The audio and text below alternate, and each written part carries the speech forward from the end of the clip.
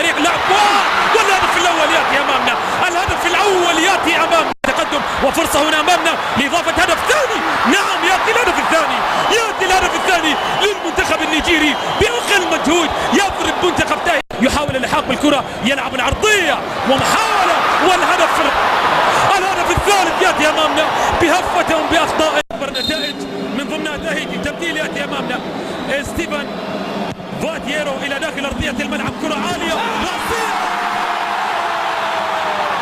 ياتي الهدف الاول للمنتخب تاهيتي، ياتي الهدف.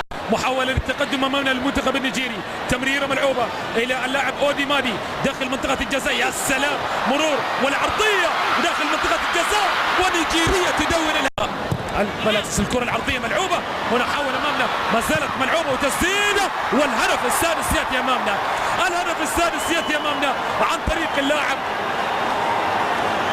احمد موسى، يدون الهدف السادس في المرمى.